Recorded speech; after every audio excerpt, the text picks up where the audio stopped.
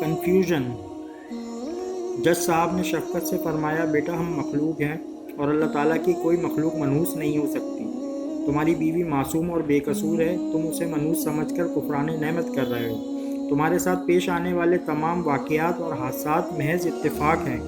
یہ خاتون اگر تمہارے عقد میں نہ ہوتی تو بھی یہ تمام واقعات تمہارے ساتھ پیش آتے۔ تم اس کا ہاتھ پکڑو اور گھر واپس لوٹ جاؤ۔ جج کے ریمارک سن کر خاوند کا دل ٹوٹ گیا۔ اس نے نہ چاہتے ہوئے بھی بیوی کا ہاتھ پکڑا اور کمرہ عدالت سے باہر نکل گیا۔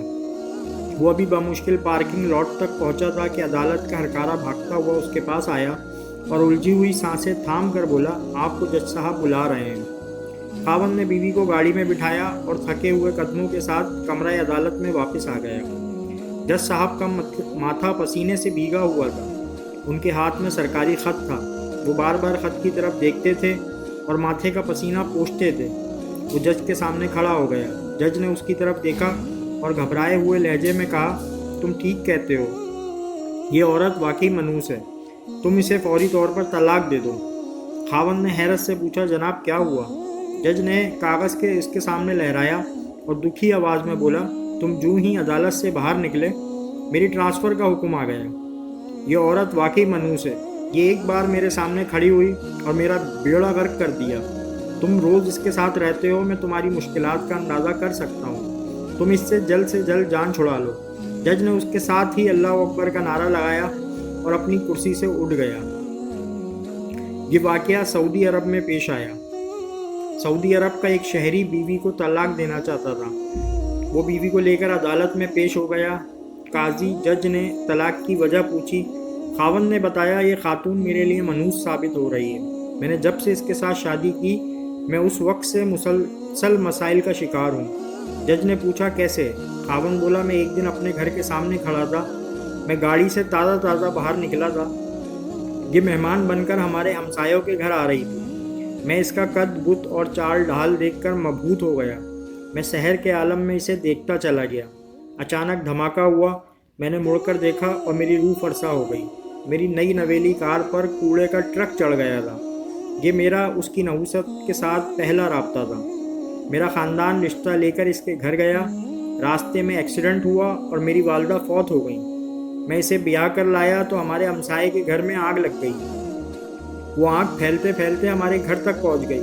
ہمارا نیا باورچی خانہ جل کر راکھ ہو گیا۔ میرے والد اسے ملنے کے لیے آئے، سیڑھیوں سے پھسلے اور ان کی ٹانگ ٹوٹ گئی، اور میرا بھائی اور میری بھابھی ملاقات کے لیے آئے تو ان کی آپس میں لڑائی ہو گئی اور نوبت طلاق تک پہنچ گئی۔ خاوند خاموش ہو گیا۔ جج نے کہا، یہ سارے حادثے محض اتفاق بھی تو ہو سکتے ہیں۔ خاوند نے جواب دیا، میں بھی شروع میں یہی سمجھتا تھا، لیکن میں نے جب غور کیا تو یہ سارے حادثات محض اتفاق محسوس نہ ہوئے، مجھے یہ حقیقت لگے۔ جج نے پوچھا، مثلاً؟ وہ بولا، مثلاً میں جب بھی اسے ٹریفک شاپنگ کے لیے لے کر جاتا ہوں، میرا چالان ضرور ہوتا ہے، میرا بٹوا یا بیگ ضرور گم ہوتا ہے اور میری گاڑی کو ڈینٹ ضرور پڑتا ہے۔ میرے پاؤں میں 2 بار موچ بھی آ چکی ہے، میرے کپڑے کئی بار پھٹ چکے ہیں اور میں کئی بار ڈگمگا کر گر چکا ہوں۔ ہمارے گھر میں جو بھی شخص آتا ہے وہ لڑتا ہوا یا روتا ہوا واپس جاتا ہے۔ ہمارے گھر کی طرف آنے والے لوگوں کو بھی کوئی نہ کوئی حادثہ پیش آ جاتا ہے۔ ہمارے گھر کی بجلی، گیس اور پانی کی لائن بھی اکثر پھٹ جاتی ہے۔ اور آپ آخری ستم بھی ملاحظہ کیجئے، میں پچھلے ہفتے بے روزگار بھی ہو گیا، مجھے نوکری سے جواب مل گیا۔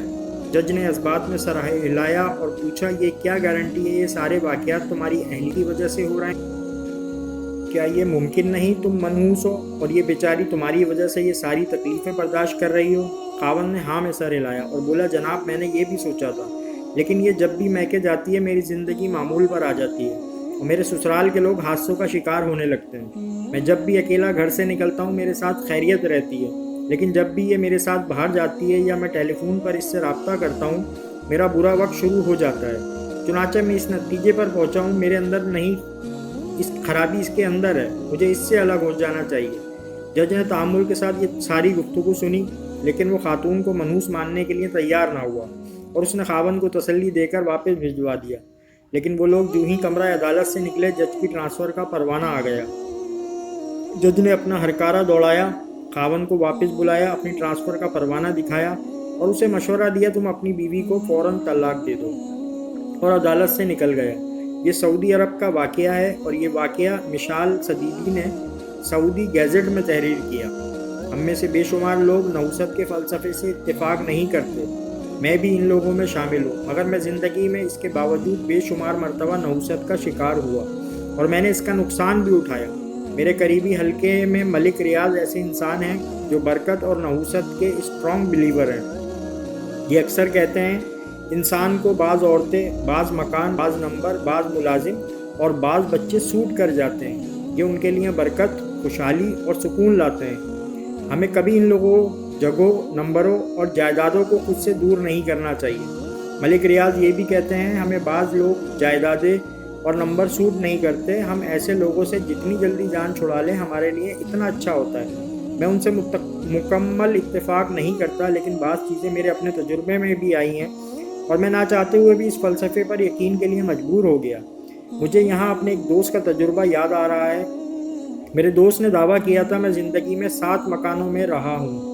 مجھے ہر مکان میں مختلف تجربہ ہوا۔ میرا پہلا گھر جھگڑالو تھا، میں نے ہمیشہ اس گھر میں سب کو لڑتے دیکھا۔ ہمارے بعد بھی جو اس گھر میں گیا وہ لڑائی مارکوٹائی کا شکار ہوا۔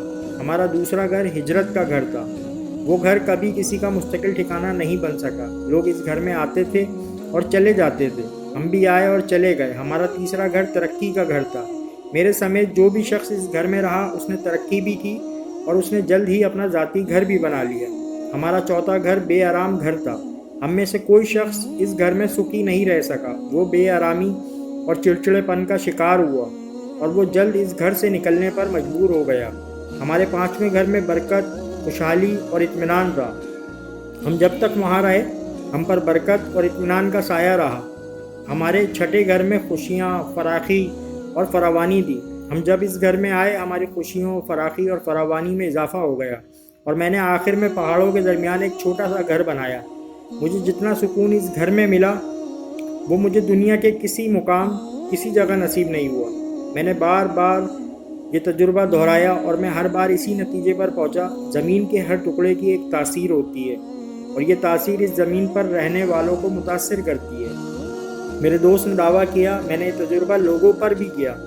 مجھے زندگی میں بے شمار ایسے لوگ ملے جن سے ملاقات کا مجھ پر مثبت اثر ہوتا اور میں بے شمار ایسے لوگوں سے بھی ملا جو بہت اچھے، بہت نیک اور بہت پڑھے لکھے تھے، لیکن میں جب بھی انہیں ملا وہ میری زندگی کا سکون، اطمینان اور خوشی کھا گئے۔ میں بے آرامی اور مسائل کا شکار ہو گیا۔ یہ کیا ہے اور کیوں ہے، میں آج تک اس کی وجہ نہیں جان سکا۔ میں نے اس دوست کی رائے سے بھی اتفاق نہیں کیا، لیکن اس کے باوجود کہ یہ حقیقت ہے، ہم میں سے اکثر لوگ زندگی میں بے شمار مرتبہ اس کیفیت اور اس تجربے سے گزرتے ہیں۔